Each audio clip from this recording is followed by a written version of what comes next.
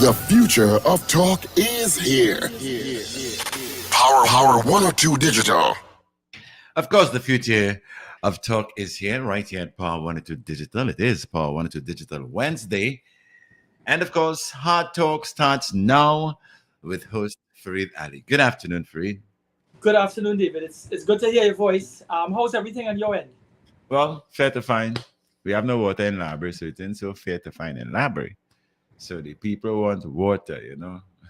If library should burn down, well, it's because we have no water.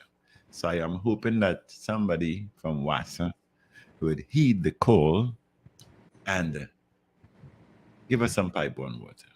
I'm seeing a lot of trucks around, privately owned trucks with 3 and 4 tanks in them, and they sell water. When you confront Wassa with that kind of a problem, they tell you, well, you're not paying for the water, you're paying for the transportation.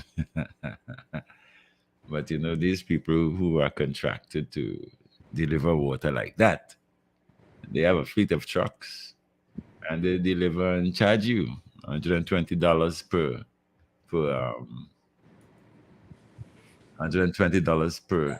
400-gallon tank. So I see your guest is here, so let me say hi. To the listening public, I have another keynote speaker in no other than Dr. David Mohammed joining us this afternoon.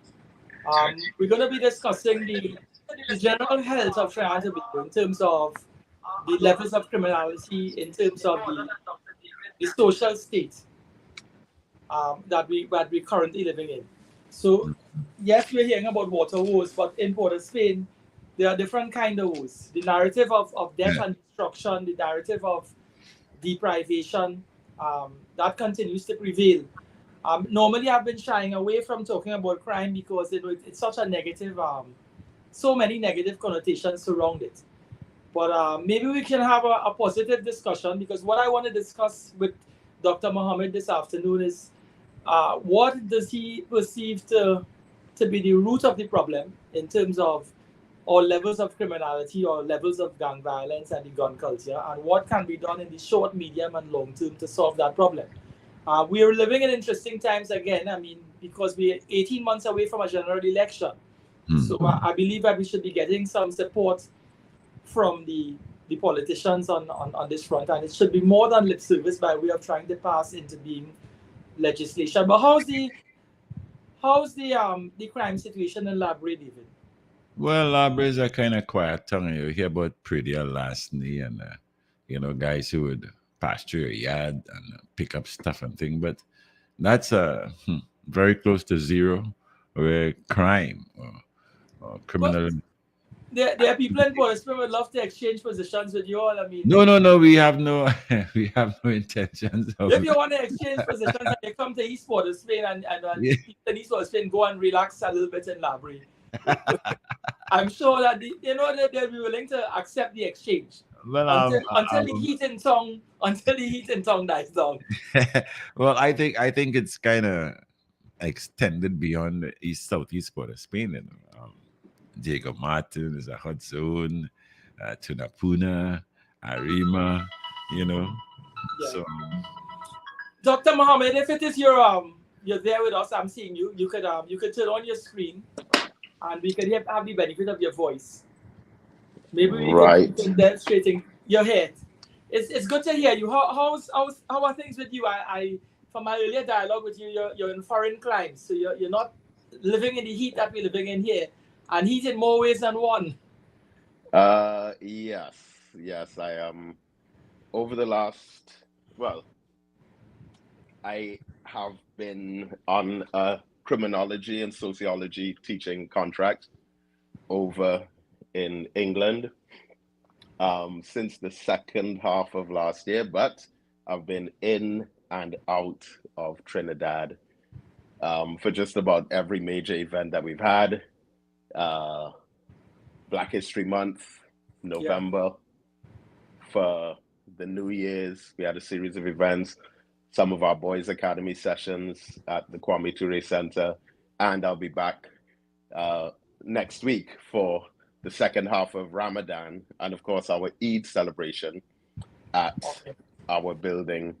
So, and then of course we have our major annual event, which is this will be the 6th anniversary of the opening of our building, African Liberation Day, which is scheduled for May the 25th. So there's a lot happening, and I'm trying to do a delicate balancing act, and it's been working out pretty well so far. Of course, I've been staying in touch. I've still been doing, I think, my fair share of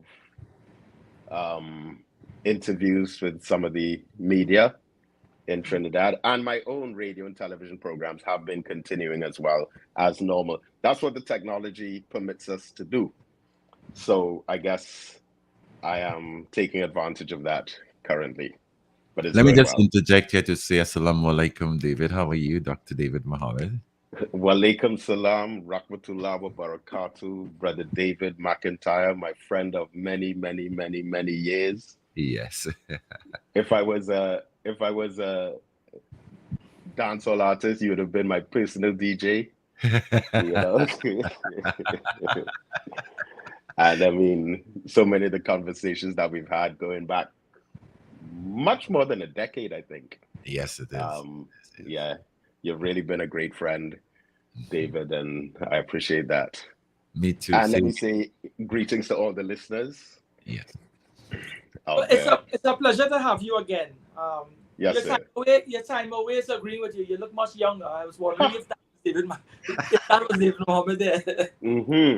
Well, thanks, I think.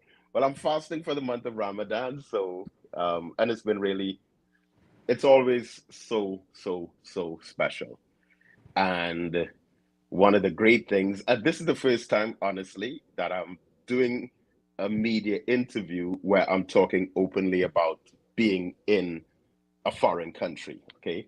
Because because I'm almost towards the end of my tenure, I'm speaking openly about it now, but I haven't really mentioned it before. But the Muslim community in England, in particular London, is so incredible. Being a Muslim here and being a Muslim in Trinidad during the month of Ramadan is a completely different experience. Now, I've been in a few different countries for parts of the month of Ramadan before, but to be honest, I mean, I'm in England every year for the last, 15, 20 years. I was born over here, but I don't think I've ever been here during Ramadan. And I mean, what is interesting, and I understand that this is part of a factor in Trinidad as well, that all the major supermarkets, places like Marks and Spencer, Sainsbury's, Asda, Tesco's, all of the major supermarkets are having these Ramadan sales, special for the month of Ramadan, special for Eid, etc. And of course, many of us as Muslims, we break our fast with dates. Yeah. Well, it has been uncovered that it is an Israeli company that is supporting the government of Benjamin Netanyahu, which is carrying out a modern day murderous, bloodthirsty massacre and genocide of the Palestinian people. They are packaging dates to sell to Muslims. So since that has been found out, there has been a massive wide, because when I lived in England in the 1990s, there were less than maybe barely 250,000 Muslims. Now it's approaching 5 million Muslims in England. And today is the 8, 9, today would have been my 10th day of fasting, and I have not eaten not one date so far. And thousands, tens of thousands, in fact, I think I could safely say hundreds of thousands of Muslims in England I mean, there are marches every single week calling on Israel to stop the genocide, to stop the bloodlust, killing innocent children, and even the children that they don't kill. Many of them starve to death, take their last breath because of hunger. All the flesh on their bodies gone. And many of them have been like that for holding on for months with no food, no water. And while in that state of starvation, have to move from one area to another to avoid bombs and rockets and missiles.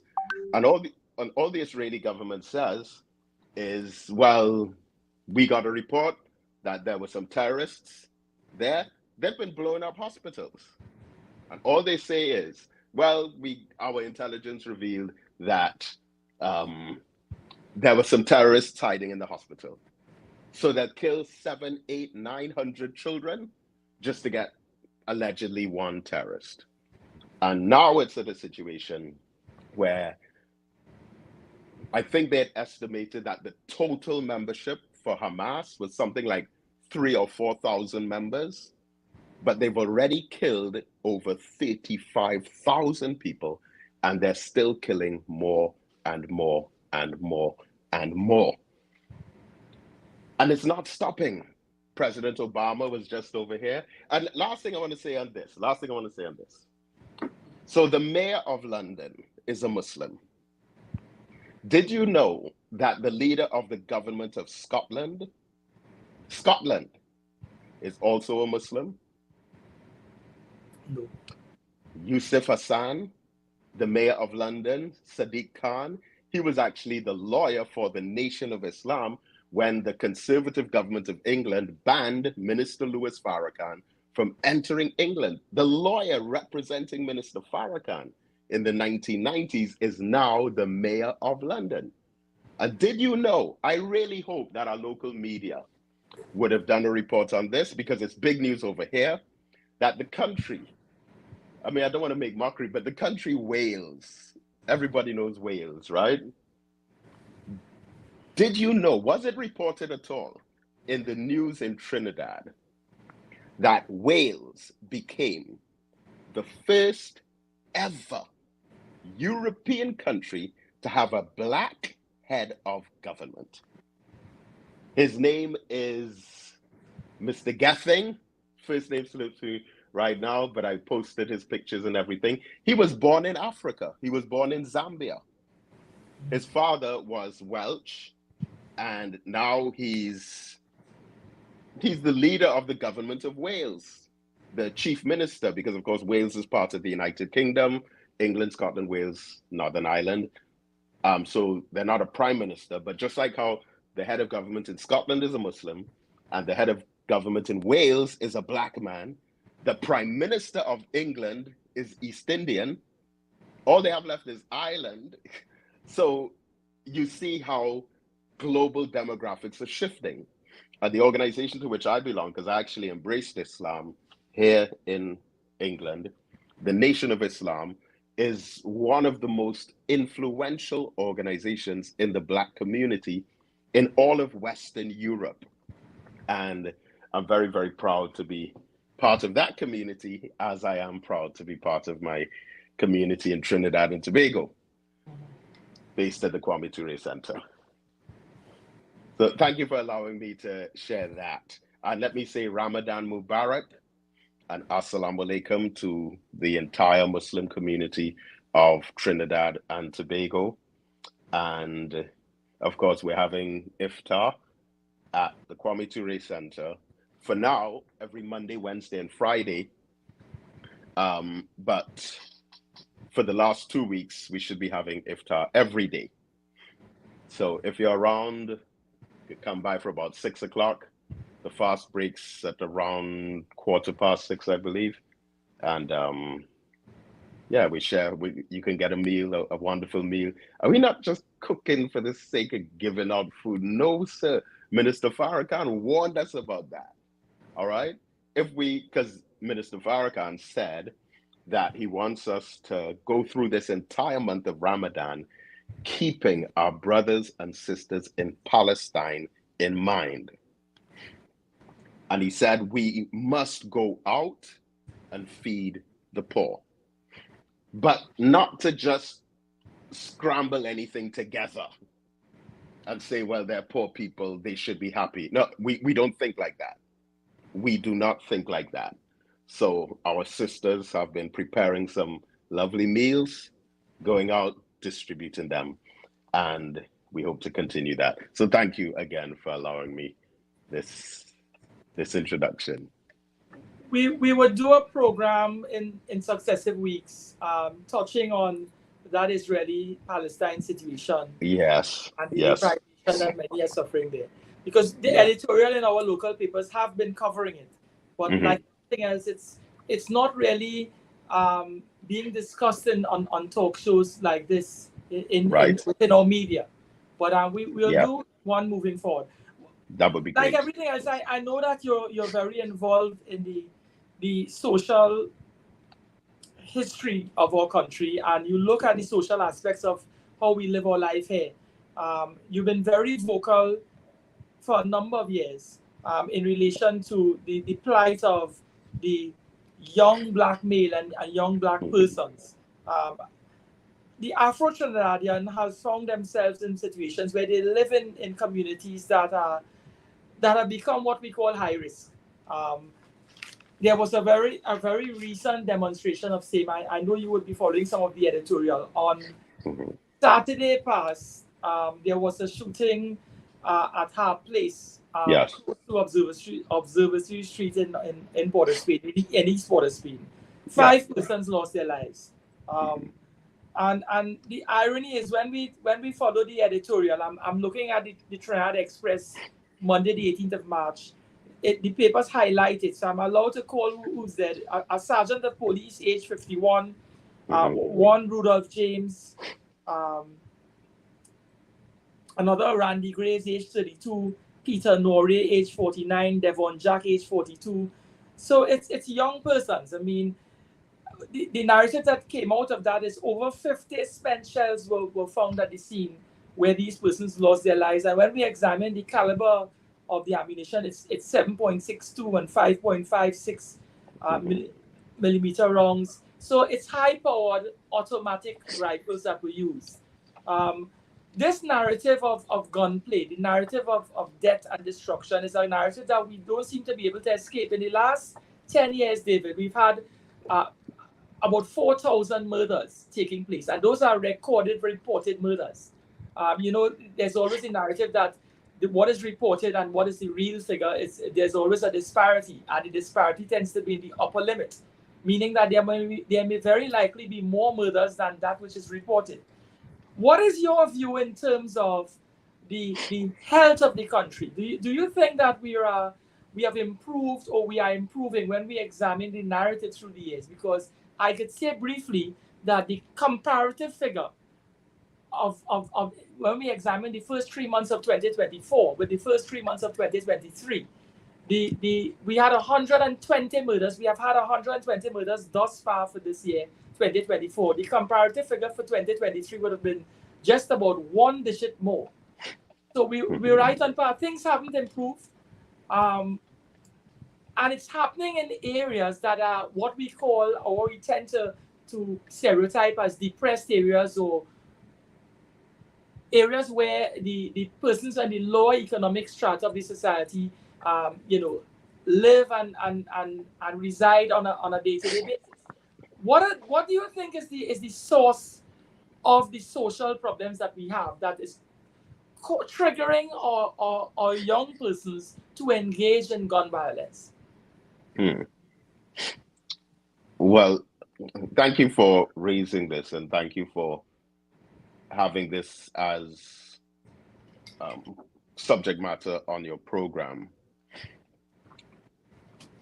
This topic of murders in Trinidad and Tobago is one that's worsening. It's horrific. It's frightening for many communities. It makes those in the moment feel a sense of hopelessness and helplessness. And then that is fueled even further to the point where segments of the population literally become permanently terrified. And being terrified over a prolonged period of time is being traumatized. And when one is traumatized, and that becomes a perpetual state, it then becomes intergenerational. So now we have our young people being born into a self-destructive culture, having never, ever, even yet experiencing conflict with anyone else, but are already poised to be in a danger zone by virtue of the fact of the social conditions that they would have inherited.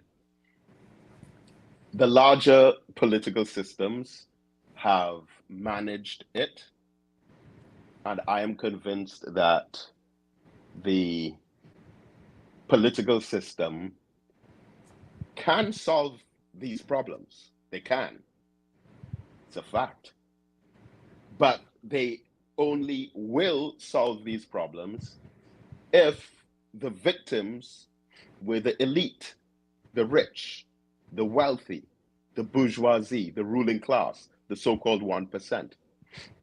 Any crimes that the elites in the society are victims of are crimes that are aggressively and immediately solved with full, complete, and swift funded action. But because the victims are poor and mainly Black, there is no will to solve that as a problem.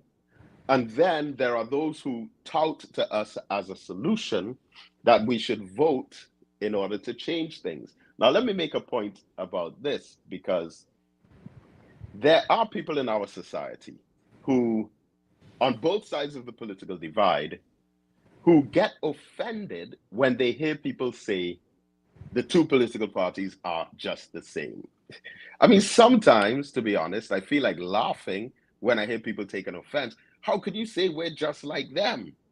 And then the other side would say the same thing. How can you say that they're just like us? Well, it's not so much a matter of the two parties being the same. That's not the issue.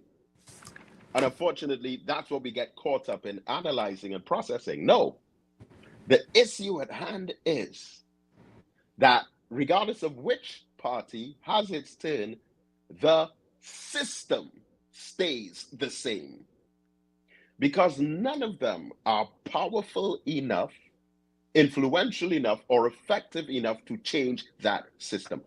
Right now in our parliament, on both sides of the political divide, we have some very good people. We have a lot of high quality citizens with tremendous ability who can create meaningful change. That is my belief. However, for as long as, in my view, they are between those walls with those obligations and commitments that they have sworn allegiance to, and for as long as their loyalty lies with these brands of identity that are represented by symbols that are portrayed to the public as choice or alternatives, for as long as they're inside that system, the whole country will fail. And we have been seeing a recycling of our problems. You see, all the problems that we had 10 years ago, 20 years ago, 30 years ago, 40 years ago, they're still here. The only difference is they've gotten worse. And with the worsening of all of our problems, this is for the masses, not for the rich. The rich have been getting richer while the poor have been getting poorer. While the society has been worsening,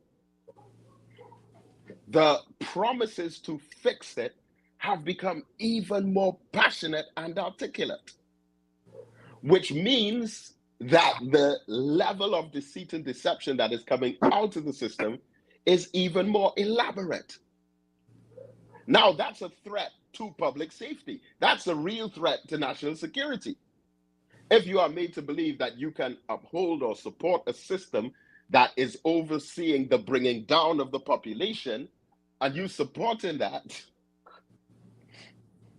that is an unfavorable situation. And if we think, for example, that the existing government does not realize how bad the situation is, one thing will make them realize how bad it is very quickly, and that is if the government changes. If the government changes and the situation remains exactly as it is now, then the government in office will condemn it as the worst ever, even though it's the same under them.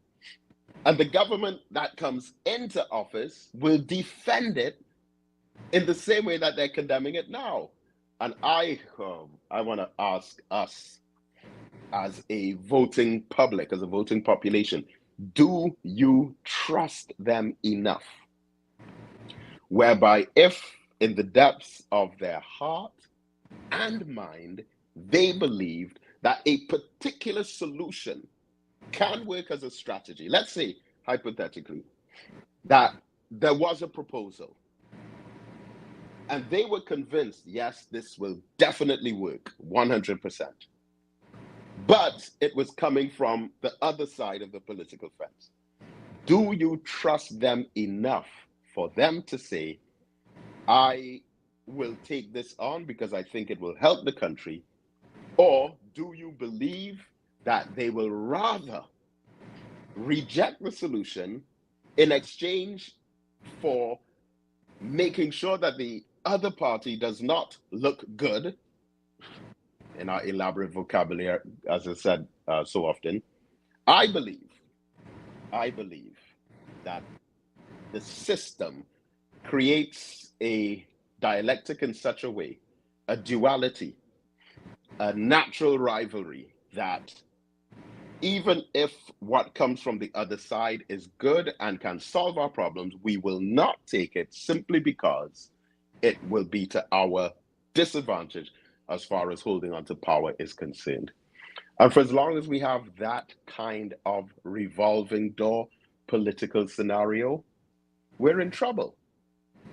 And the solution lies with the masses of the people organizing themselves and pooling resources and uniting and settling their differences by community-oriented and structured leadership.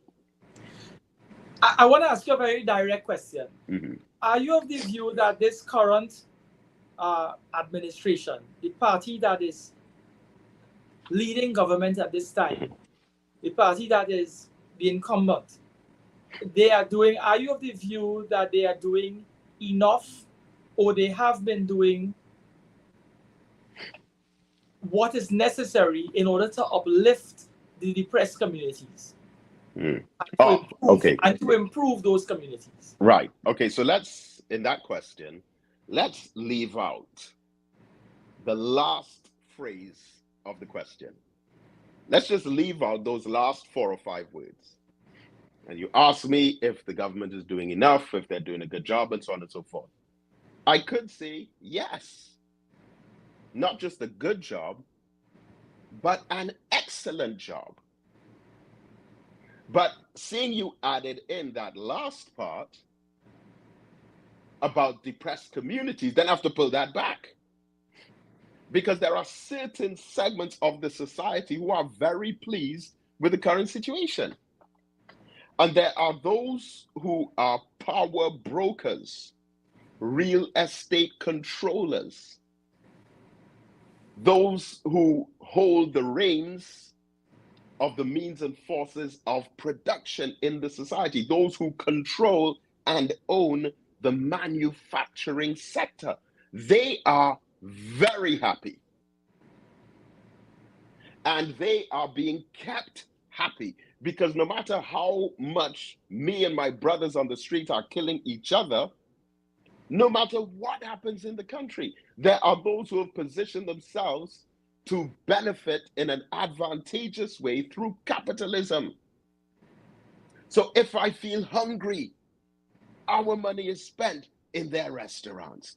If I want to wear clothes, our money is spent in their clothing stores. If I want to go out for an evening of entertainment, our money is spent in their recreation centers. All right, we can understand that, but it gets a whole lot worse. If I go to jail, someone in that elitist group is making money somehow. If I get arrested and I'm being transported between the prison and the court, they're making money. So the society has been positioned in such a way that they both win, whether we win or lose, and regardless of which party wins or loses. This is what you call criminogenic capitalism, where the very nature of business and industry and commerce and trade in our society benefits when criminal acts are committed. And some within those same circles are not just peripheral or second-hand or third-hand or fourth-hand beneficiaries to criminal activity taking place. There are those also in first-hand positions directly involved in the drug trade. And every now and then we get a leaked report, or we get a bit of information that should not have been released that gets out, and within a few weeks we completely forget about it. So because that is the nature of the society in which we live, the crime is a business. There are those who make money from it, and there are those who will not benefit financially if a serious dent is placed in it. So it is managed, it's contained, but it's not ever solved, again, unless the victim is the elite, as was the case with kidnapping. Do you know, Mr. Ali, you're an attorney at law. Did you know that of every single crime on our books, you could list, I don't know exactly how many crimes there are. I don't know, maybe about 70, 80, 90, maybe 100, maybe more than 100.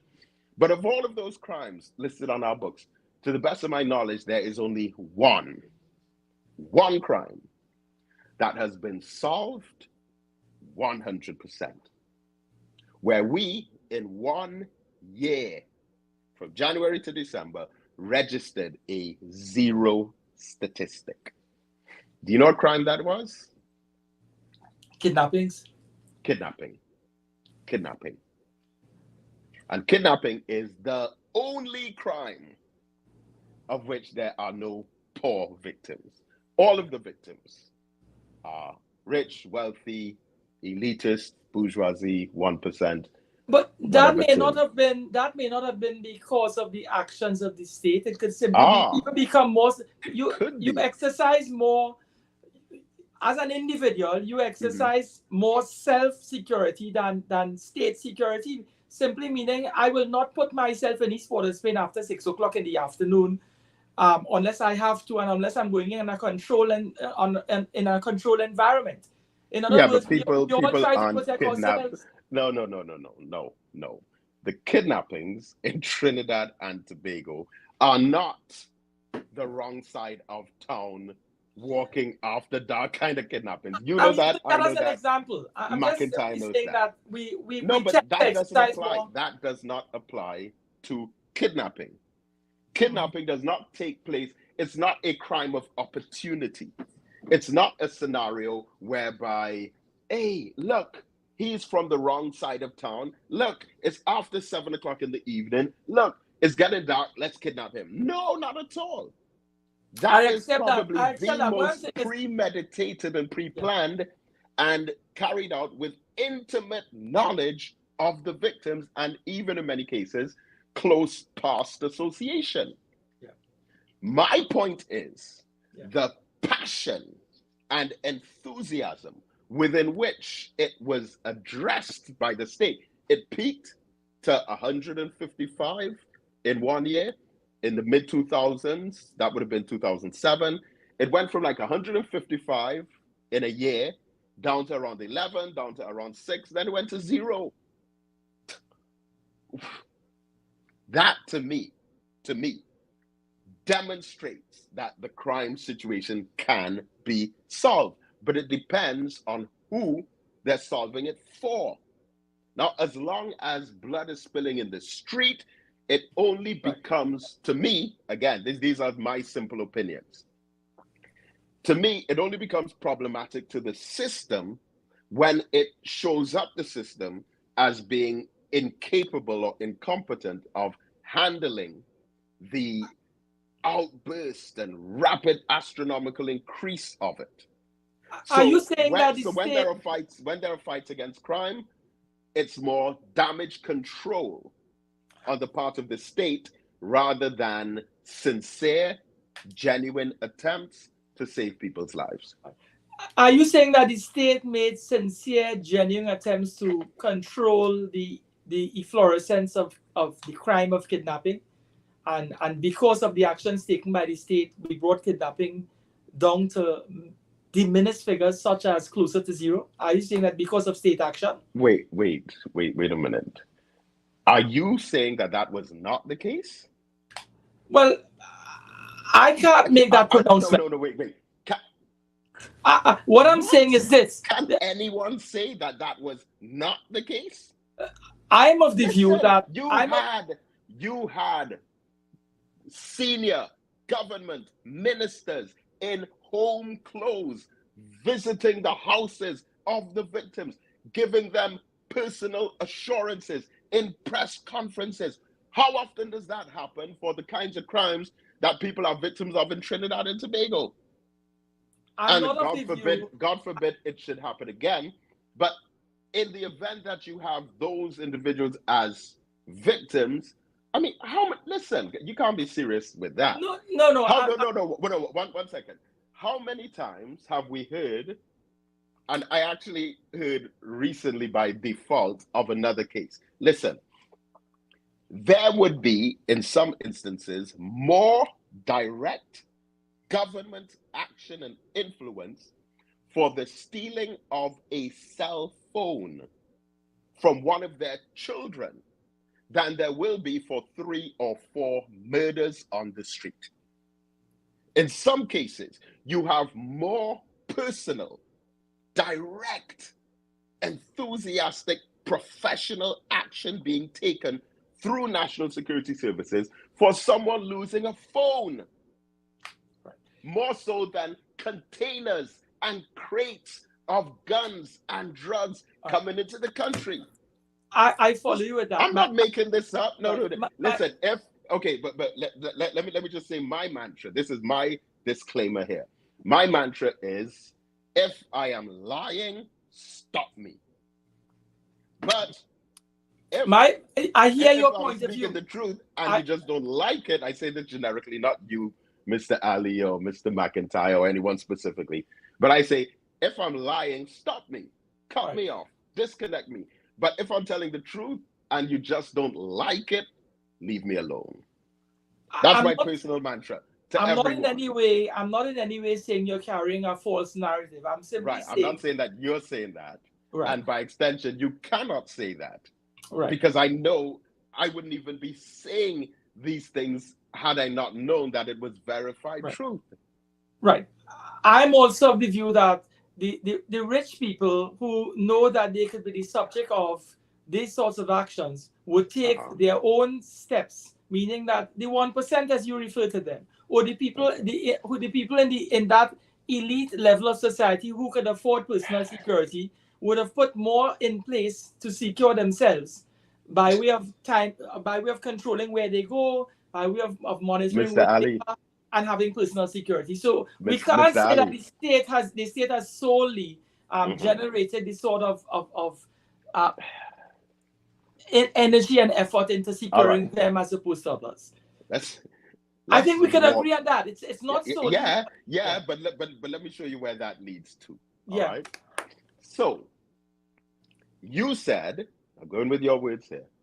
You said that members of the elite or the rich, the wealthy, in light of the situation, would hire personal security. Is that what you said? Yes, and make use of personal security. Yes. So Mr. Ali, where are they hiring this personal security? Are they paying other multimillionaires like them to be their personal security? Well, I have No, no, friends. no, no, no. Where are they getting these personal security from? The personal security will be security officers that are within their range, and they would have these persons working for them to accompany them to wherever they go. When you say where, they're not getting it from the TTPS. They're getting these security. This will be private hired security. Okay, let me be raw with this. A lot of those same security, personal security, private security, in order for them to feel safe, they don't want the security guard swinging the baton. Many of them, they want links and connections in the ghetto. All of those so-called top-level gang leaders, many of them have had private jobs being part of those kinds of security systems and networks. But when they from the ghetto get involved in that kind of business with the elite, and they, with their own two eyes, witness a different level of the same criminality that they themselves might be involved in on the ghetto, but they're seeing it on a much higher level above the law, and then those agreements and contracts go bad. Listen, a lot of these people who are kidnapped, they're not kidnapped by strangers. They're kidnapped by people who were familiar to them, employees of them, worked with them, hired them to be personal security. Goes right back to that first one, where all the government ministers swooped down on this house of one particular person whose children or child was kidnapped. Who do you think did the kidnapping? Not people who were looking at them from binoculars over a cliff. Not people who were hiding behind a corner peeping. People who had access. And the members of the elite, the wealthy class, they cannot hire another person who is from the elite wealthy class to watch their back. They have to have their connections and tentacles down there in the community. And if they don't, if they don't, hiring some security official, and let's understand this very clearly. If I'm a quote unquote 1%er, and I hire a personal security official, and the personal security that I hired is just as terrified of the gangs as I am who hired him, then I have no use for him. I won't even bother to employ. No, listen, I'm giving you a realistic picture of Trinidad and Tobago. This is our country. This is our society. This is reality. This is the truth. Isn't that you're saying? Those they need, and it's not just Trinidad and Tobago, because that again is criminogenic capitalism. A lot of them have to reach down into the hood. So isn't that those same names that they splash across newspapers and reports claiming that this one is a gang leader and that one is a gang leader and so on and so forth? Those are the people that they try to go after to get security from, not someone who's afraid of them. Okay, so you've said it. In other words, you're saying that the rich tend to rely on the resources of the same gang leader that is wreaking havoc in the society to protect them from any sort of harm and destruction. Right. So that is how it's layered. That is how society is layered. It's called that. But that's basic sociology. You had Herbert J. Gans who came up with this theory on the functions of poverty, why poverty will never be eradicated, because you must have those in the society who will avail themselves to committing acts commissioned by the wealthy that the wealthy cannot do themselves. All right. It's called the dirty work. Allow me to say this. Yeah.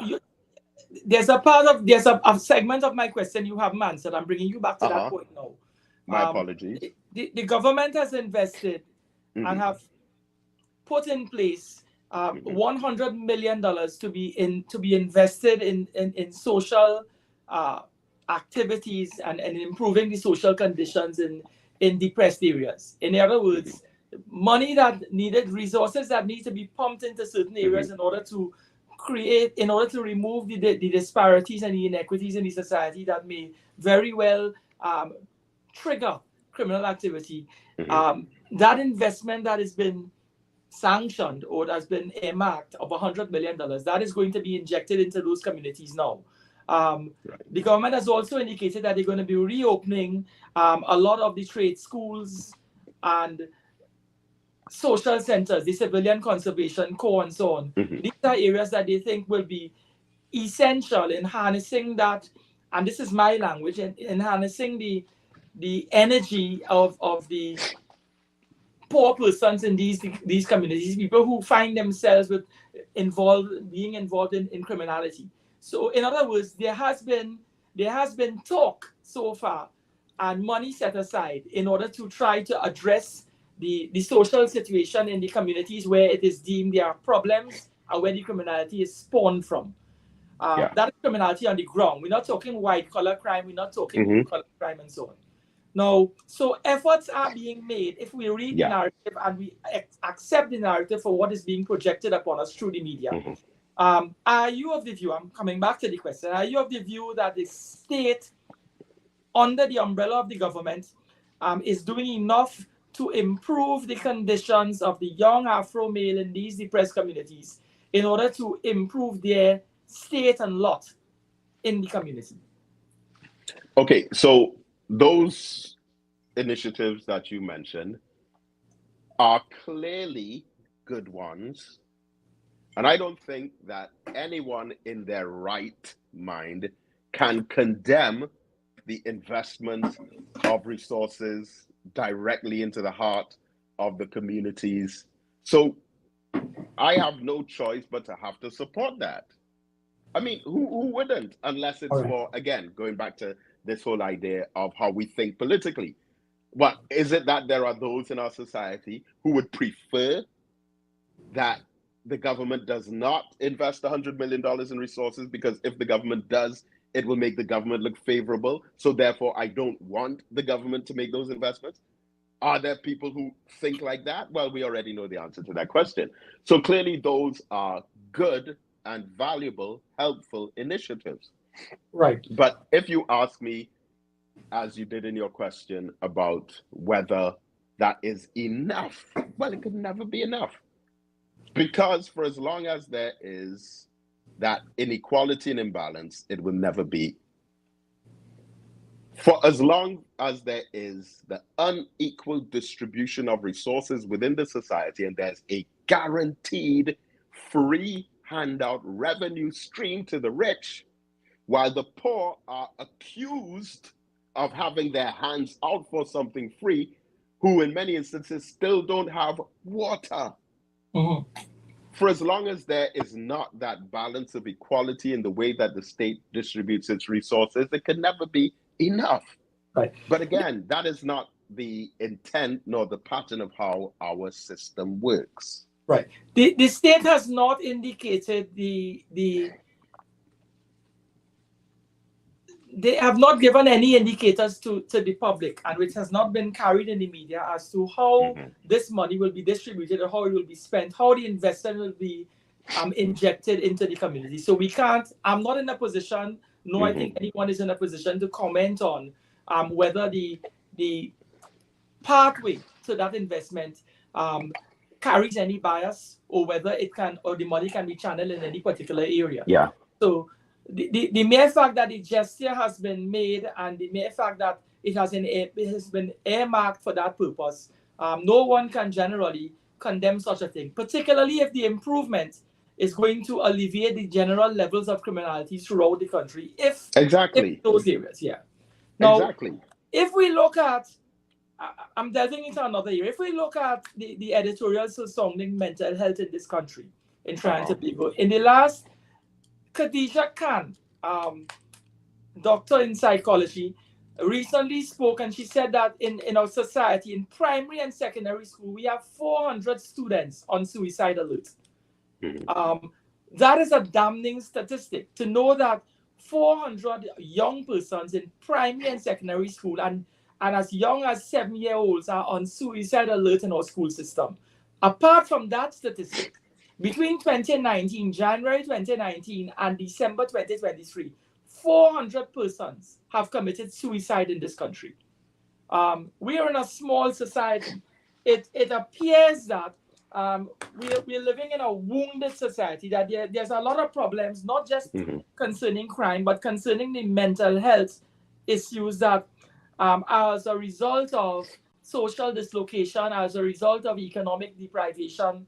So I'm agreeing with you fully that we live in a society where the rich are getting richer, where politicians seem to be favoring the rich and not looking after the interests of all the persons who have put them into the positions that they are, meaning the voting population, the working class people in general, not just Afro, but everyone in the society. So the criticism that the state is not treating with the inequities in the society is one that is across the board. It may be more so and more entrenched with regard to the Afro Trinidadian in terms of the working class Afro Trinidadian, but it applies to the other elements too. My question to you is this.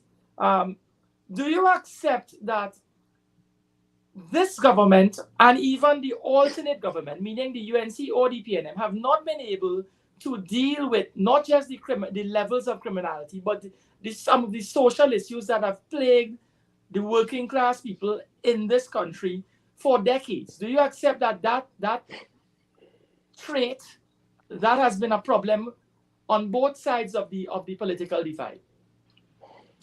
Yes, it has been a problem on both sides of the political divide.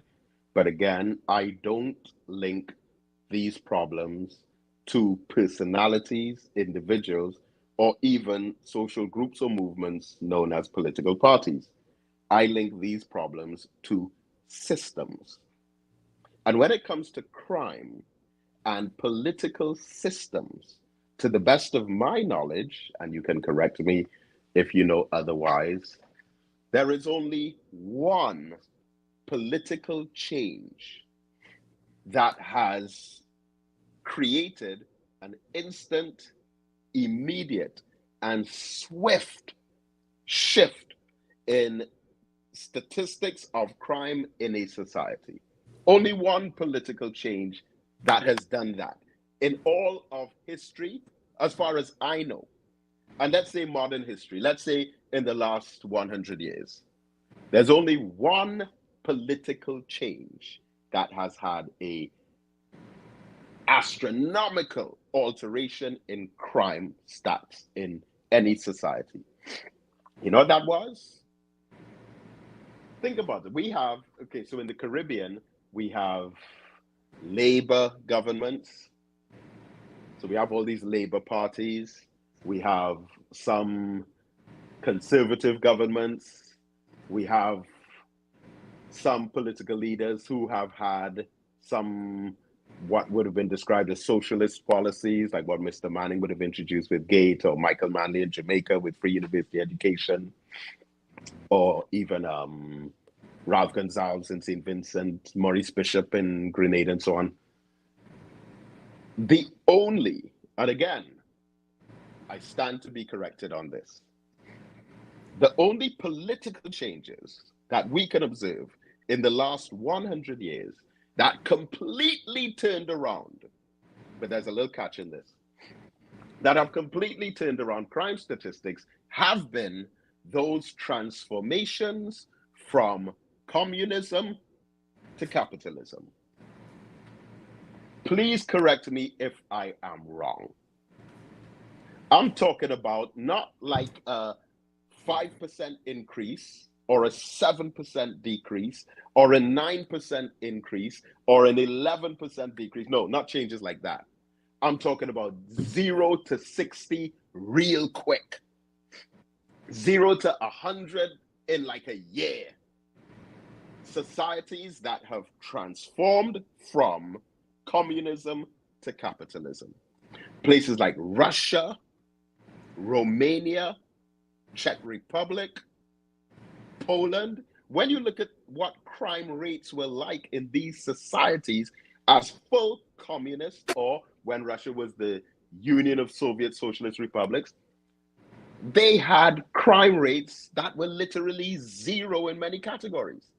As soon as the political system of ensuring equal distribution of all the resources within the society went to the people and not in the hands of a tiny minority few, as soon as that happened, crime rates went up, jails became overcrowded, and within short spaces of time. Now, let me highlight two countries here. Right now, in England, you have that divide between the rich and the poor in the same way, because it's not all unique to Trinidad.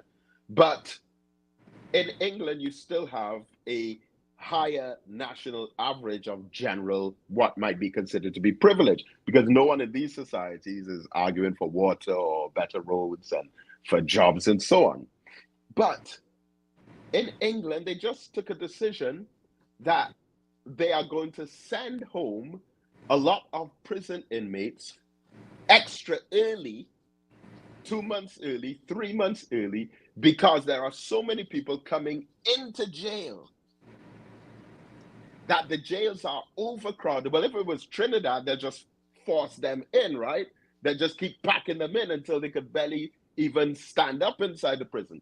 But they're actually shortening the sentences of many convicted individuals because there's no room in the jails. We are doing Now, that here. I mean, I don't want to interrupt, okay, but right, we are doing that. no, but there's another example that twins with that. Yes. Because while that's happening in England, maybe in but how could we say we're doing that in Trinidad and we've had people for 10 and 15 years in there There's the plea still waiting bargaining for their act. trial to be There's done? the plea All right, bargaining okay, act and the all maximum right, sentence educations that have resulted in shorter and quicker forms of justice that reduces the numbers. I don't want to interrupt your flow, but okay, I good, can't right. let you say that. But what I'm okay, good. I appreciate that. I don't know how effective that is or exactly when it was launched or how much in motion it has been and how much change it has created, Yeah. but I appreciate that. But you have England and you can say Trinidad with this crime out of control. Well, crime out of control in Trinidad, but that prison system out of control in England.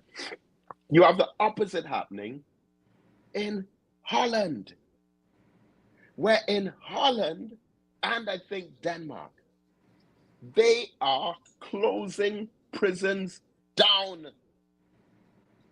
because there's nobody to put in the prisons.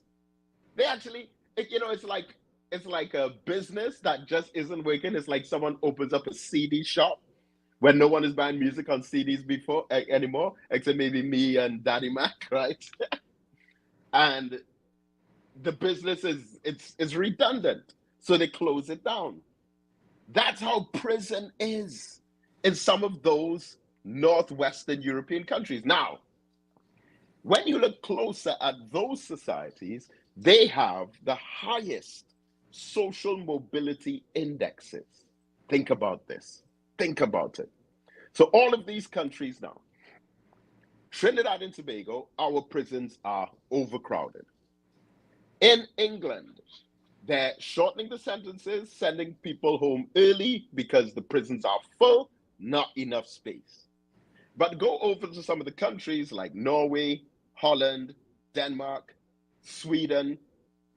They are closing down prisons because the prisons are not having any clients.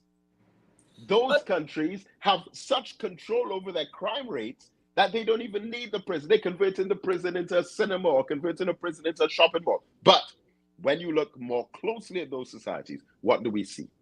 We see that those same Western European countries where they're closing down prisons because they don't have enough criminals to put in them, they have the highest social mobility indexes, meaning that they have, and the highest I think is 87%, that in those societies, if you're born poor with nothing, you have an 87% chance of reaching the top level of achievement and accomplishment. In our society, and I say best wishes to all the students who are sitting the SEA exam, but when you look at that, we still have in 2024 embedded within the system institutionalized unfairness, where a child doesn't even have to pass the common entrance or the SEA. because his name is being put down on a preferential list that he's being sent to a school of his choice. That started in the early 1960s. It's still taking place in 2024. And we, even though I don't have these statistics, but I believe it's underneath 40%, have a social mobility index where there's very little likelihood where the masses of the poor people, through obedience to the law, hard work and sacrifice, studying in the educational curriculum and its system, would make it to the top. Because you have privilege that is so protected and jealously guarded by those who are in positions of political authority, that they preserve the status quo in such a way that if you are poor, you do have a good chance as an individual to make it into wealth. But one thing we know for sure is that if you are rich in this society and you're whatless, irresponsible, drunkard, snorting cocaine, didn't even bother to sit your exams, we know you will stay rich. Now, that means, painting that picture, we have a low social mobility index. Because the life chances of an individual who are born into poverty is that they're more likely than not to stay in poverty. Any society with a low social mobility index has a high crime rate. And any society with a high crime rate or with a high social mobility index has a low crime rate. Those are the facts of the matter. Now, the problem with us is that that low social mobility index, again, is seen as a good thing to many of us, and is disguised and shielded by all these mantras of saying, here, every creed and race finds an equal place, Right. and this is one love, and it's rainbow country, and there's equality for everyone. We don't have problems. And for as long as they push that narrative into the minds of the poor, suffering people, which subconsciously blames the poor for their condition, then you have status frustration setting in and reactions against the system. All of that is contributing towards our current crime situation as we see it now. Allow me to say this. When I make observations as to the machinery that is put in place in terms of the government investing monies in within the communities, and I'm not talking, I'm talking about the community of Trinidad and Tobago generally.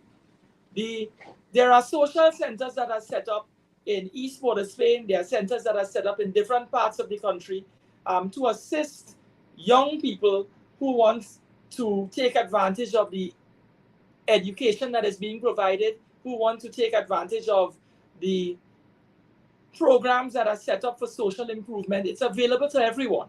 The Laventer Technological Institute that teaches trade, that has been there for the past 20 years.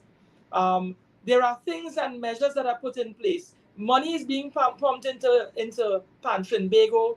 Money is being pumped into a lot of the social institutions to improve life and access to opportunity for young people across the social stratas. So if you're interested in PAN, many of our young people can join these steel bands. The steel bands have opportunity to play for commercial hire. They have opportunity to offer scholarships to young persons who want to learn to play the instrument. The opportunities to travel and bands travel, steel bands travel around the world with government subsidy. So there are opportunities there. When we look at the education and the money invested in education in this country, there is money invested in education where people in depressed communities and young people throughout the society in different levels of the community, in the middle class, in the upper class, they have opportunities to take advantage of what is available. We just recently completed the Trinidad and Tobago Music Festival. A lot of the schools had opportunities to send persons to participate in these functions. These are government-assisted festivals. So if you go to the festival, I'm using the music festival as an example. If you go and you perform at the music festival, you get an opportunity to showcase your talents. And then based on your performance levels, you get opportunities to represent Trinidad and Tobago at different levels. Right. So what I'm saying is, I don't see our society as being moribund or being so hopelessly downtrodden that we don't have levels where people and young persons have opportunity to improve themselves, to showcase their talent, to market themselves, and to get themselves out of the social crimes or the social debts that they are. Social mobility is available. Whether it's available on the level that we would like it, it's a different situation. But this government has been investing heavily in the arts. They've invested in UTT. We've been producing musicians. We've been producing persons who've been trained in music. Right. A lot of the pan arrangers who have been trained and schooled at the University of Right, Toronto. but that's not who this conversation is about. This conversation is not about those who have made it and done well and were successful. This conversation is about those who have fallen through the cracks and failed in society's eyes and have even been either imprisoned or killed. Right. And there's no amount of highlighting examples of those that did well that can cover up or disguise the pain of those who have become victims of the system, David, which is what I'm what we saying want is, to focus on what I'm today. saying is, No, the I agree persons with you what were you're saying. describing, No. they've had the same opportunity and rejected it. Oh, gosh. Don't you accept that? I mean, No, I'm saying that no. I don't see. All right. So, first of all, you don't have to tell me about efforts and initiatives in the community and institutions to help young people. I built one, Yeah. okay, with my colleagues and team. We built the Kwame Ture Education Center. Yes. And you know what? I took a photograph.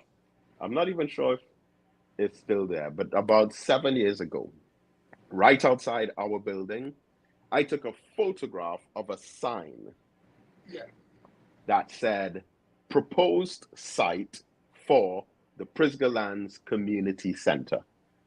This is literally about 8 meters away from our building. The sign, I cannot say exactly when it was put up, but it's at least, I would say, maybe at least 15, 20 years old, maybe even much older than that. We met that sign there, that they were supposed to build a community center on this piece of land about 10 meters away from where we are. We met that sign there. My estimation that it's been there for about 30 years. When we started building, we built in 3 years with no money. All right? No grant, no check, no financial support from the state, from government, from any politicians, or even businesses for that matter. We raised that money as a unit in 3 years and finished construction of a 6,000 square foot building on 3/4 of an acre of land. If we, with no money, can build an institution like that, which is open every day. We have a boys' academy. We do agriculture programs. We're growing food. We have a girls' academy. We do counseling. We've had weddings there. We've had birthrights there. We have Juma for the Muslims. We've had funerals at our building. We have had all kinds of marriage counseling sessions, Black history lectures. We've had business expos. And what I've mentioned is probably about half of what we do in there. If we can build that in 3 years with no money, why can't the state, for example, build 10 more like it in each of these communities? But listen, when we like, because we got about 12 computers recently. You know how difficult it is for us to put 12 computers in a building for our youth and get internet for our youth in East Port of Spain, Laventil, Mova, Beetham, Sealots, and other surrounding areas. It's a huge struggle for us to just get a handful of computers, for us to get furniture, for us to establish a library of books. Yeah. For simple things, grow boxes for agriculture, soil and seeds. Everything is a struggle. But if we could do that and have a successful operation, then why can't the state do several like that all over the country? And I mean, I was saying to someone recently, when we started building, if you had told me when we started that construction in 2015, if you had told me then that David, you will not get any state support or business funding for that. I would have said, you lying. That's ridiculous. How could you say something so absurd? 9 years later now, almost 8.5 years later, we're still doing it ourselves. And we have food every Monday, Wednesday, and Friday for the public to come in and have a meal. And on Eid, listen, we're not like other Muslims in the country who every year, I have been a Muslim in this country for 32 years now. 32 years now. And we have owned our own compound for 8 out of those 32 years. And in all of those 30 years, we have to be the only Muslim group in this country who's making a dent, who never got, they give out $5,000 to all the Muslims except us every year for Eid. You think I'm going to sit down and lament and grumble and complain and talk about the government not helping us? No, we have to get up and help ourselves. And we are about to feed another 300 or so of our people on Eid, inshallah, which is expected to be either the 9th or the 10th of April. And if there's anything left back, we go out into the city, feed our people. But we're not doing it with the help of any government. So for me to sit down here and talk about what the government might do with their 100 million, I know they're not going to bring any on our side, because we are an independent Black consciousness-based organization that is doing work within our community that is non-political. So I'm not going to waste my time analyzing the political decisions of those who, they have their job. Right. And I have my job. I wish them well. I wish them all the best, but I cannot lose time on them. All right. I have to stay focused on my mission. And, this is where I'll have to wrap up. Oh boy, I was just about to ask you something. Can you spend at least 2 more minutes with us, David? Of course, I agree. I agree with 26 past, right? So we're going to. Yeah. I also see myself as a social advocate, not an activist, right? And I observe a lot of things around the place. There are a lot of youths who come out of these so-called depressed and hotspot areas and stuff who do well at academia and some advocation. There are those who live in areas that are stigmatized in such a way that they are denied access to progressive life or to be to develop their personality and their family and all of that. Isn't that a big issue? Or if we tie both together, isn't that a sort of a negligent attitude towards these same people who the authorities are now saying they're going to pump X amount of money, which I know we have to see happen to be satisfied with what they said, those kind of narratives. I lead a little group that I call the Liberal Pitchlick Tour Guides Association, and we have problems in accessing assistance. We need to expand for the development of the pitch lake and all of that. But the question is the stigmatization and the negligent attitude towards some of the people who do good in those communities. Is that kind of narrative from the government going to be of any help? Right. I'm glad you raised that. So in conclusion, let me say this, right? Because this is again, a very, very, very important perspective.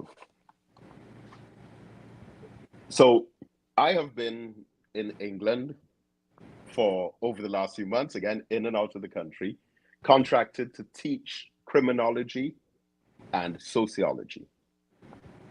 And in one of the major case studies is a situation that happened in the United Kingdom in the 1960s, which is known as the Rockers and Mods.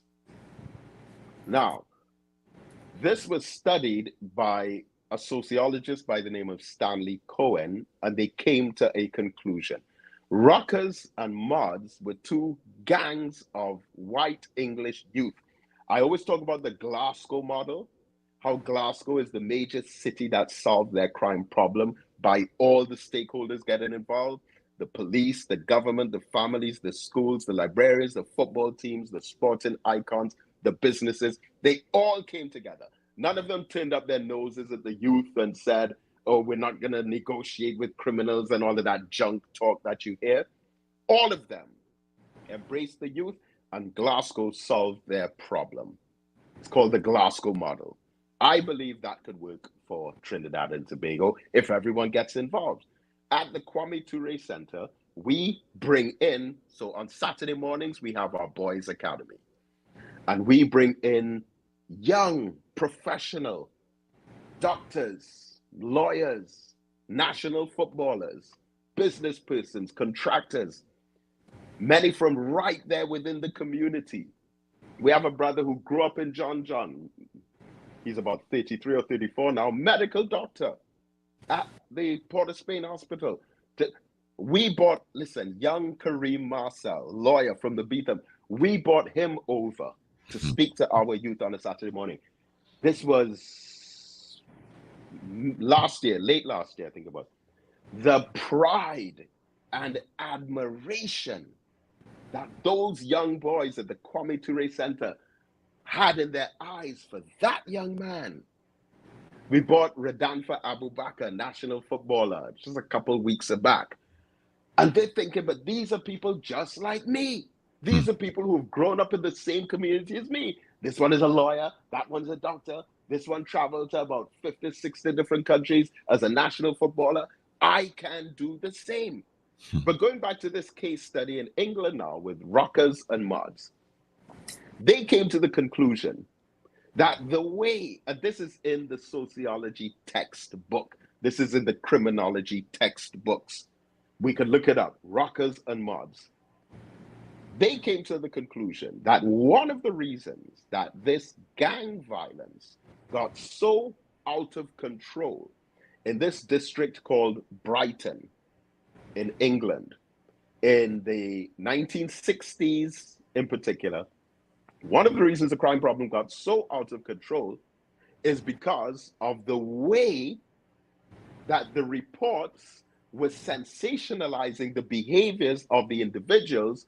It was represented in a way that other young men who were not involved in gangs or criminal behavior, that those behaviors would be attractive to them. And that the news media and how it reported them made young men gravitate towards them. Look at how our media deals with some of these situations. We have 6 and 7 and 8 and 9. We have music. We have individuals who are being portrayed. Listen, these are what you call subcultures, deviant subcultures, where there are those who already feel as if they're outcasts or excluded from the system. They don't feel as if they belong. They've seen their parents suffer, their grandparents suffer, and their great-grandparents suffer, and they see themselves as outcasts. So now they want to be a part of some other kind of subculture that will accept them, seeing that they've been rejected from their point of view by the mainstream avenues of social acceptance within the state. So they join a gang. That is what people do.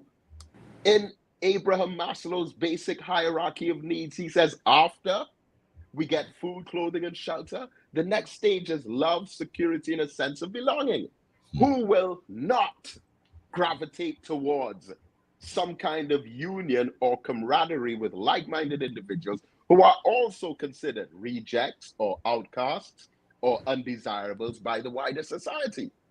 And all of this talk, if they're looking at television and saying, and you see all these press conferences, and you hear them being called cockroaches and pests and menaces and monsters and all that language, say, wait, they're talking about me.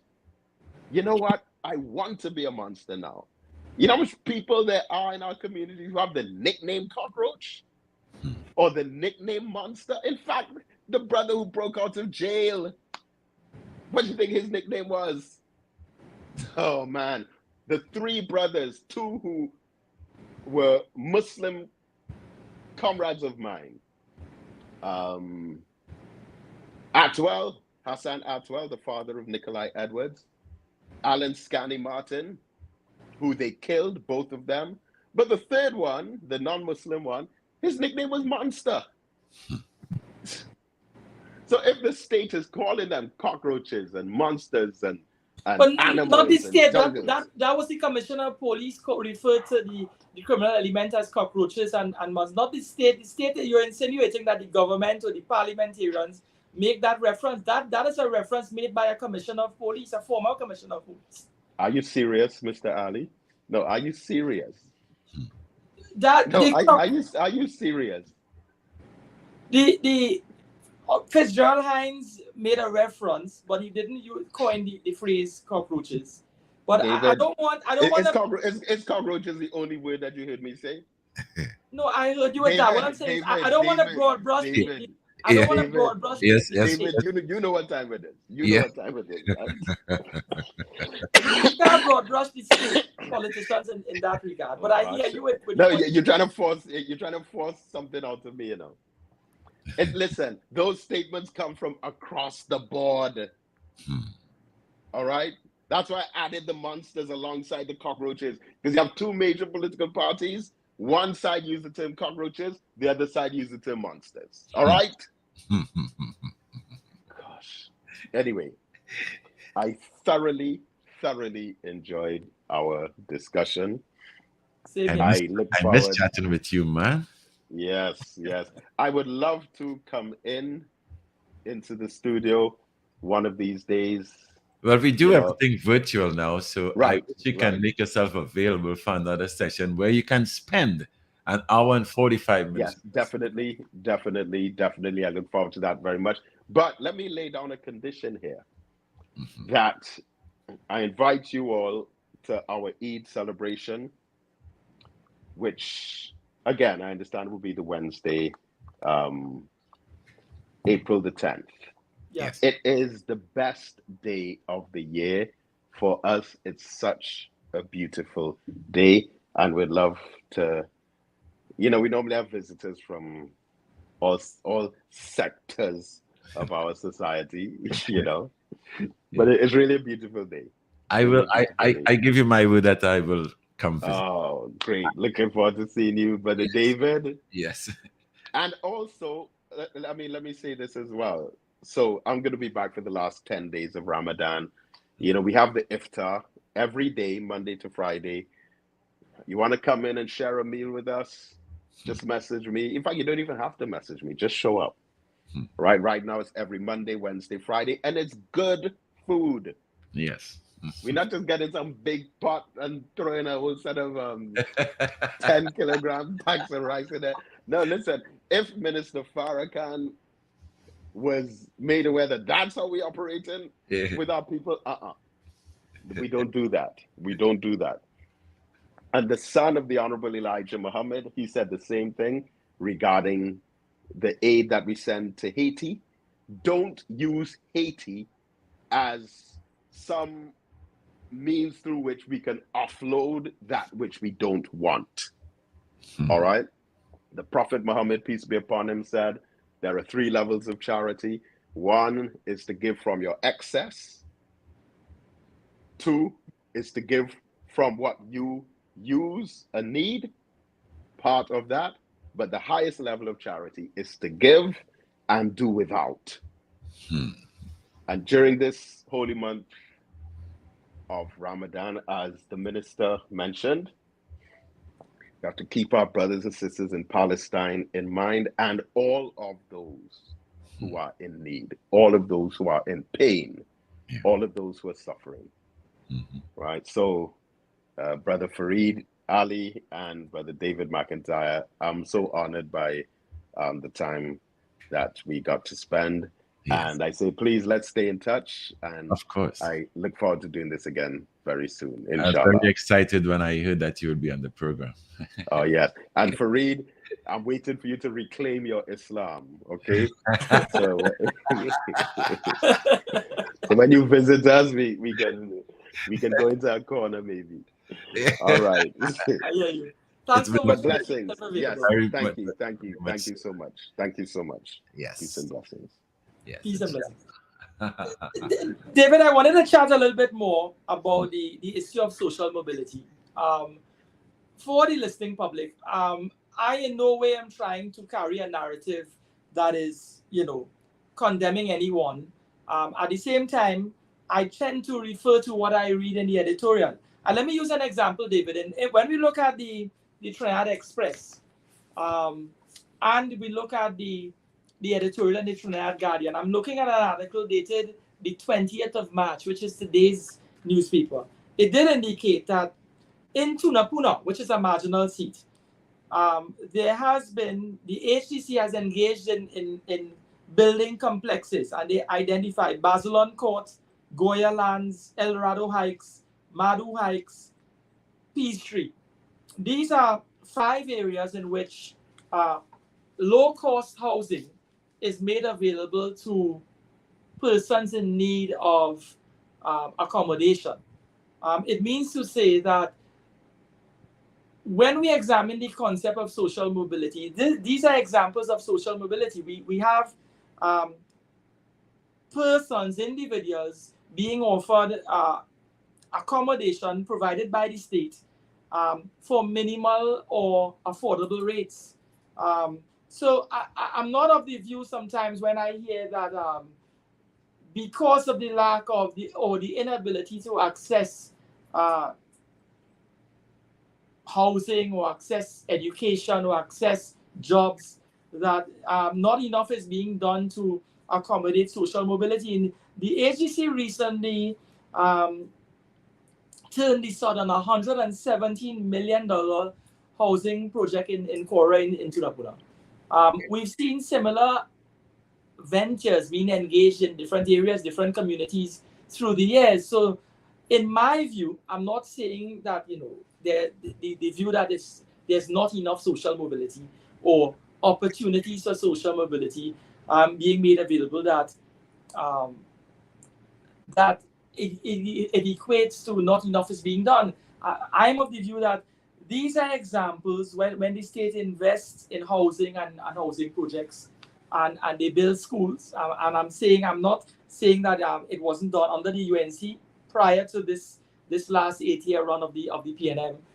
We saw a lot of schools being built. Under the present dispensation, a lot of housing accommodation and complexes have been embarked upon in marginal seats and in other seats. So what about South Trinidad, David? Are you aware of any similar projects in the same way that the AGC have embarked upon building housing schemes that similarly things have been done in other areas in South Trinidad? Well, okay. Yes, I must say yes. And it is not as expansive as maybe other areas where we have a bigger population per capita, if I should use that term, in comparison to areas. All right. Right. We have areas along the east-west corridor that are highly populated as compared to areas in the south. Where that is concerned, sometimes I don't like to get into the political thing. Let me make that clear for the people who are listening. But sometimes, even in talking social or about social business, if I should put it like that, there's a measure of political influences. Okay. Now, if you look at some areas in Central or Penal or Siparia, you'd see housing developments with single units, right? Mm-hmm. There are areas where I don't want to say it's for vote padding or voter padding or anything like that. But when you look at it, there are some areas in comparison to the areas where you have single unit housing being made available for people. There will be areas where we have complexes or what we call these multi-apartment buildings. Yeah. When you look at that in an area, let's say 5,000 square feet, but I shouldn't say 5,000. I was in a big area. Let's say like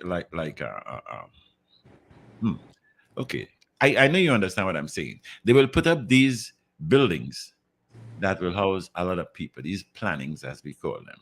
Okay, so when you check it out, in comparison to the areas where there are single housings, you will find more people, a lot more people. It might double, it might triple in the areas where they have these plannings.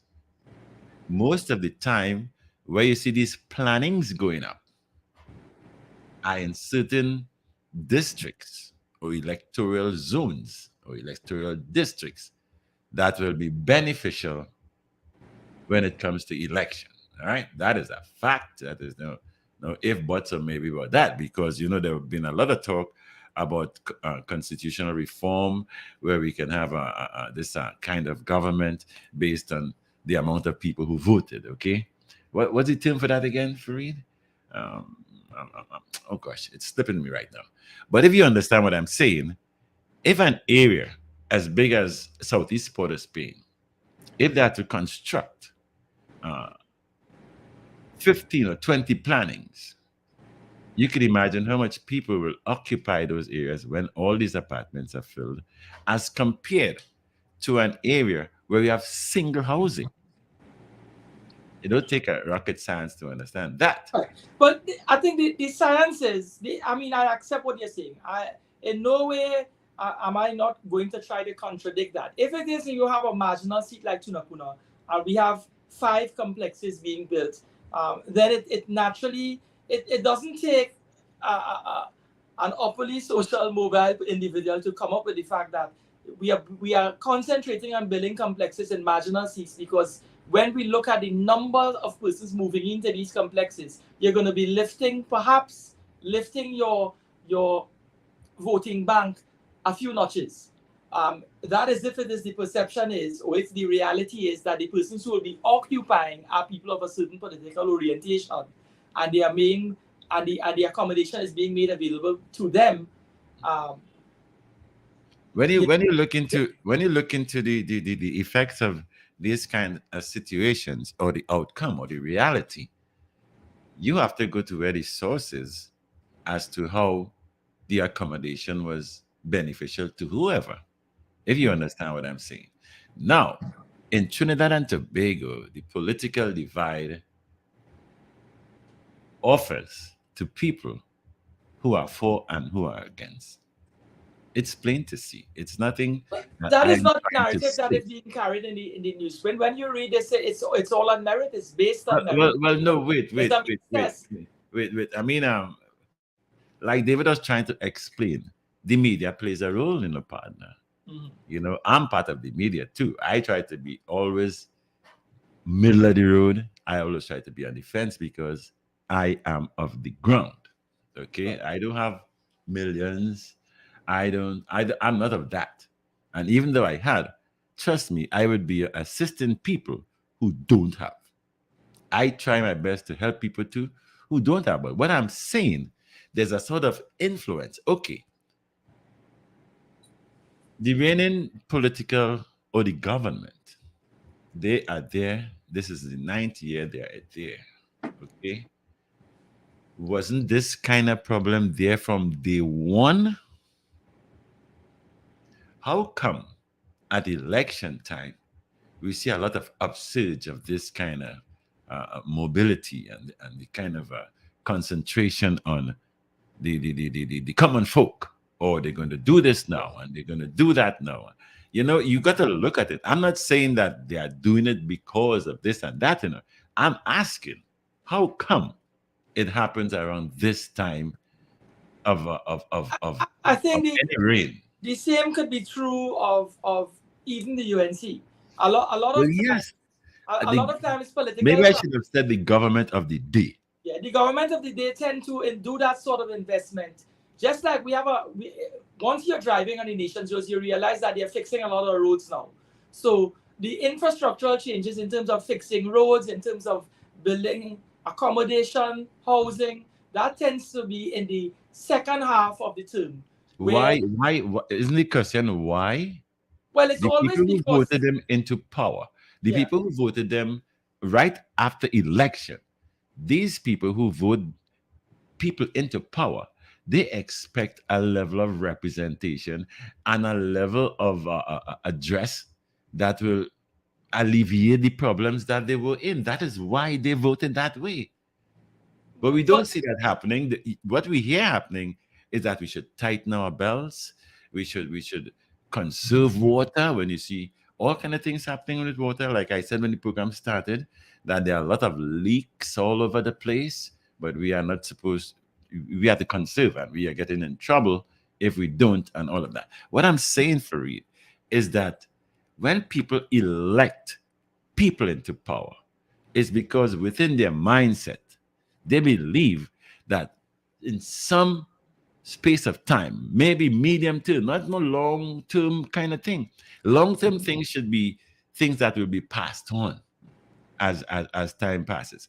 But what I'm saying, if you have a problem with water and a politician should come in the area, any side of the divide I'm talking about, and say, we're going to try and help you with this, and we're going to try and help you with that, and they get into power, the next time they're going to make the effort to try is coming back to an election, close to the election. The question is why? That is all I'm asking. Why?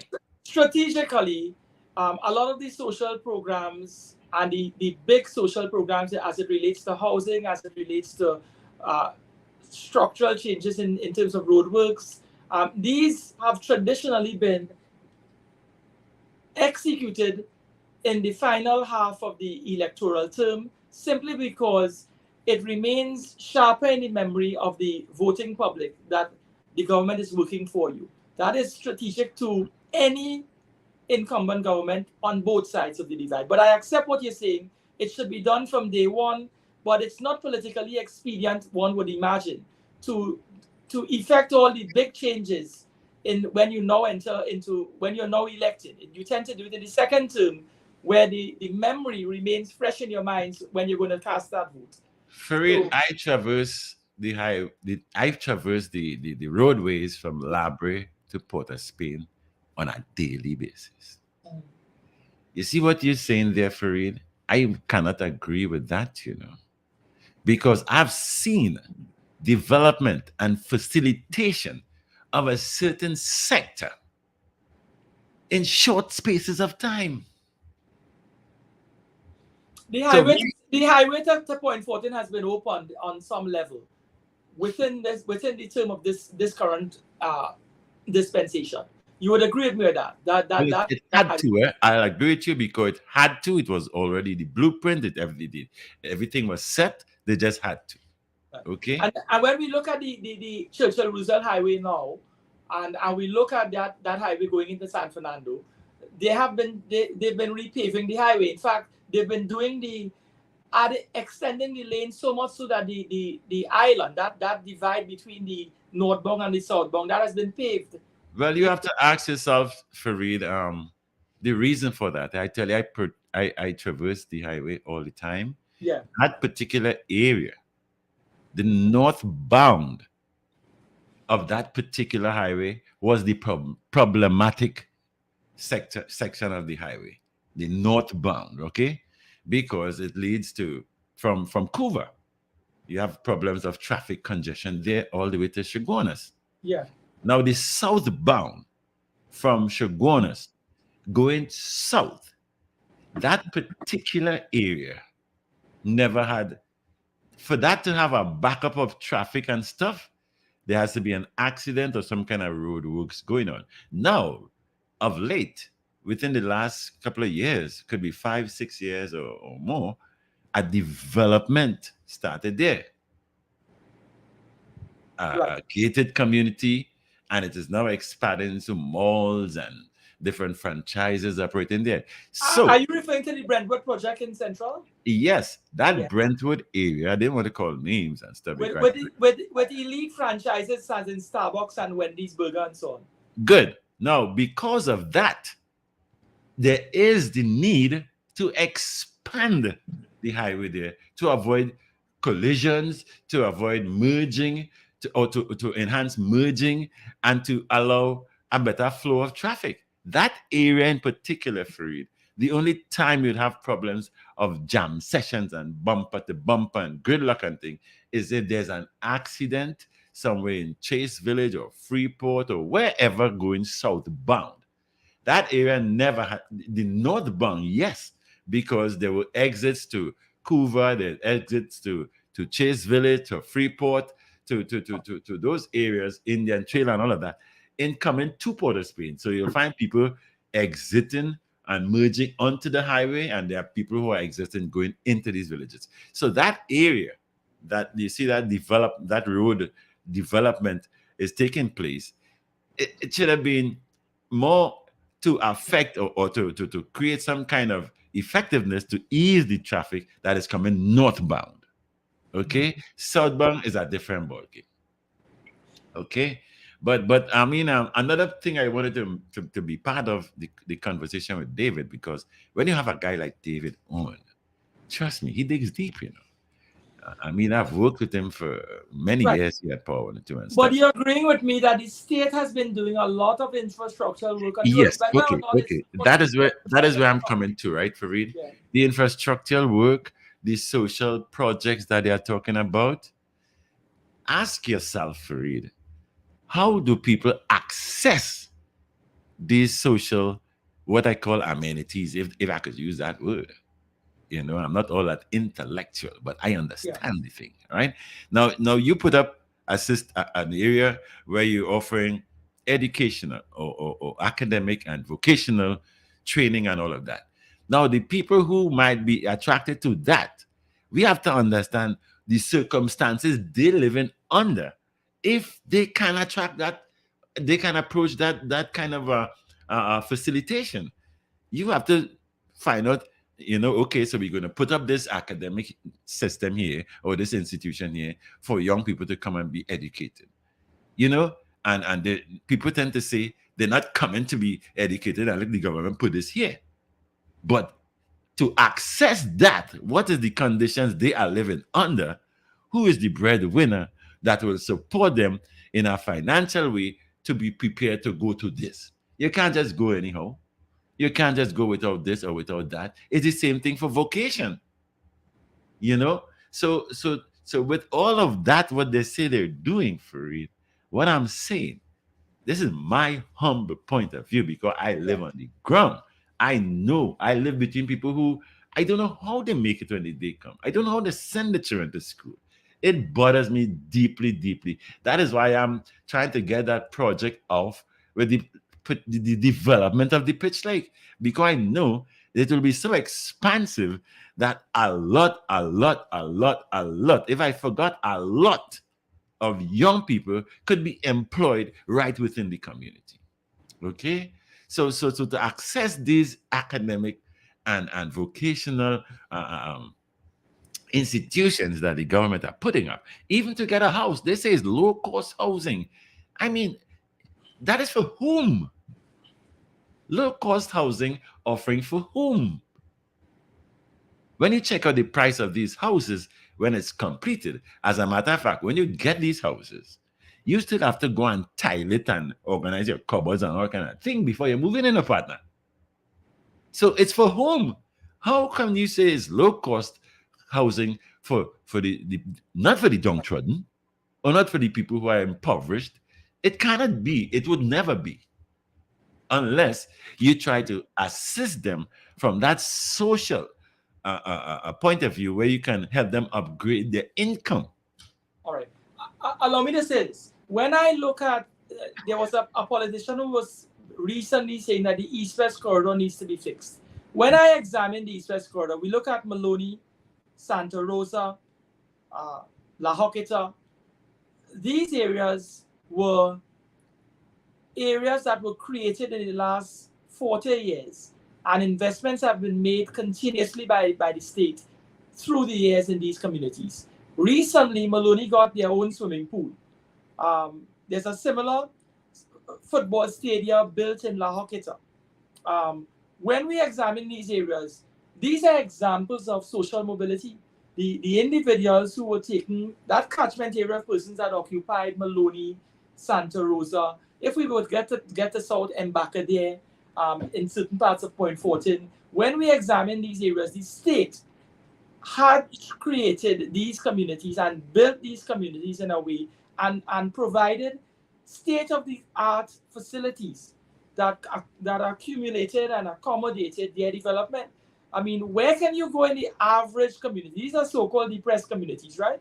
Where can you go in communities like this and get access to a swimming pool, access to a mini stadium? So the young persons, in terms of developing their talent in sport, developing their bodies in terms of swimming, developing their talent in terms of, I would imagine, producing professional athletes or semi-professional athletes or amateur athletes.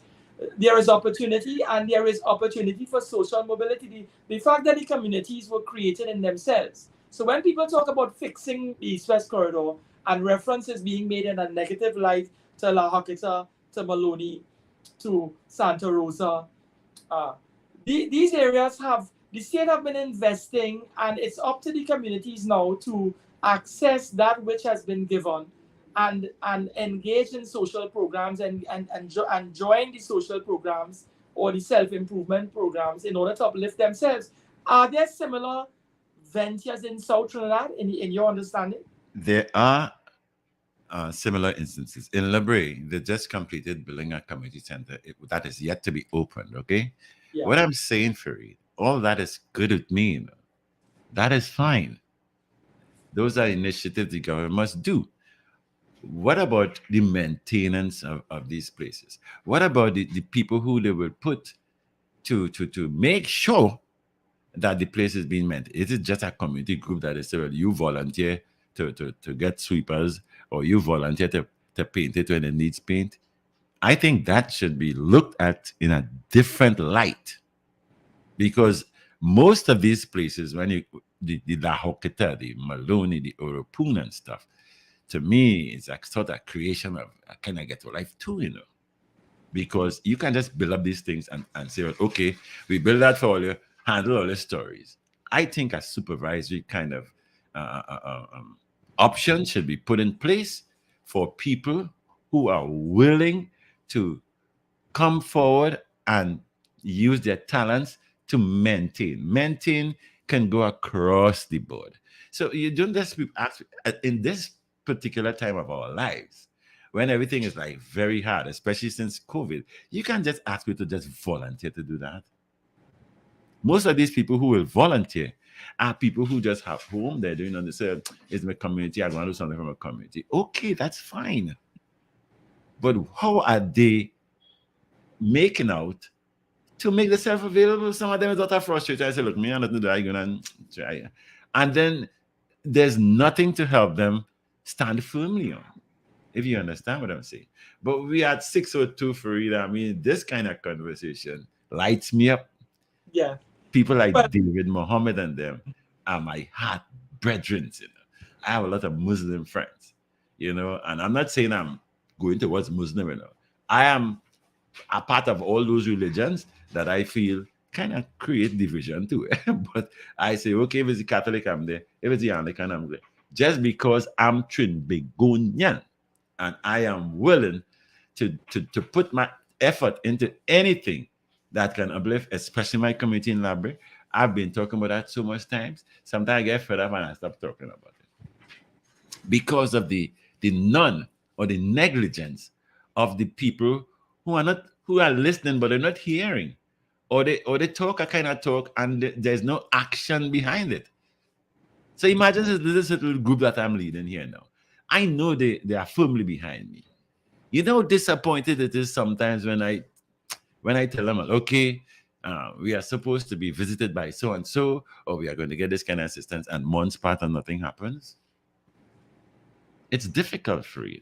So I think you should re-invite David for another expansive conversation about youth development, especially for the kind of youth like me. You know, I mean, Yeah. you know, it's very important. This topic is very, very, very important.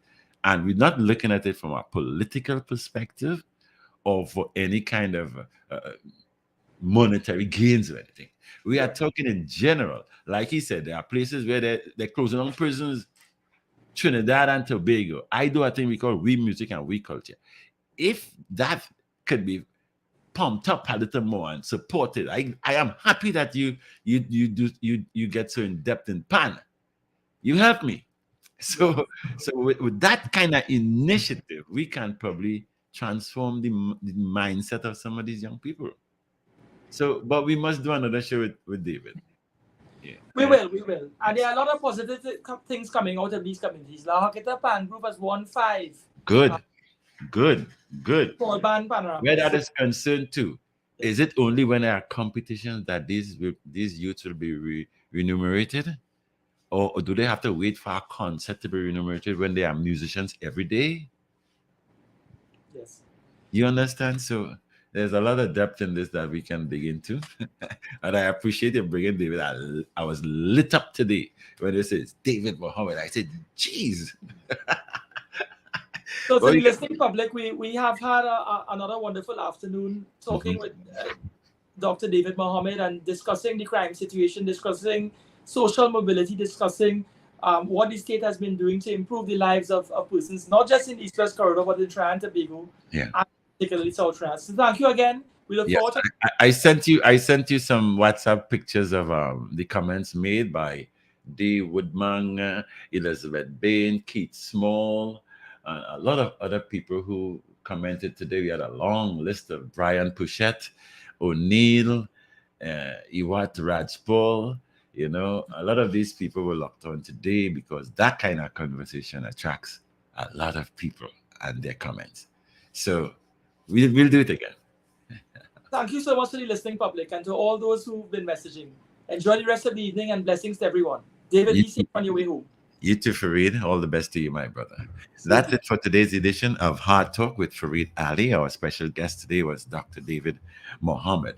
We look forward to another edition with Fareed next Wednesday. Okay, so straight ahead, I want to thank you for being part of the program. The future of talk is here. Power 102 Digital.